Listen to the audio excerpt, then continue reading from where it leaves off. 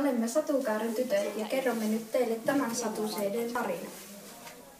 Mistäpä lappalaisukko olisi saanut hirsiä talonsa rakentamiseen? Sen tähden hän oli ottanut hoikkia, pitkiä seipäitä, pystyttänyt ne lumeen ja sitonut yläpäät yhteen. Sitten hän oli ripustanut porontaljoja seipäiden varaan, ja niin kota oli valmis. Huippuun hän oli jättänyt aukon, josta savu tuprusi. Etelän puolelle hän oli tehnyt oviaukon, josta kontattiin sisään ja ulos. Sellainen oli lappalaiskota, ja lappalaiset pitivät sitä somana ja lämpimänä. He viihtyivät siinä hyvin. Lappalaisukolla ja lappalaisakalla oli pieni poika, jonka nimi oli Sampo. Kuitenkin on huomattava, ettei häntä ollut vielä kastettu, sillä siihen aikaan siellä ei ollut pappia 20 peninkulmaa lähempänä.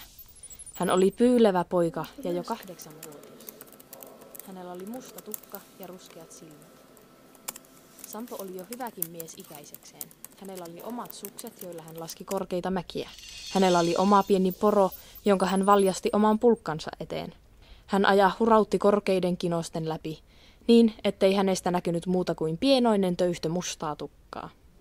Ei tässä kunniankukka laula, ellei poikaa saa kastetuksi, sanoi lappalaisakka. Sudet vielä syövät hänet, tai hän joutuu hiiden kultasarvisen poron pariin.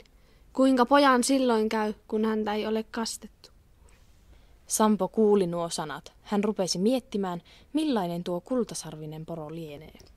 Silläpä minun pitäisi kerran ajaa Rastekaisen tunturille, sanoi hän. Älä puhu sellaista, sanoi äiti. Rastekaisella asuu tunturin kuningas.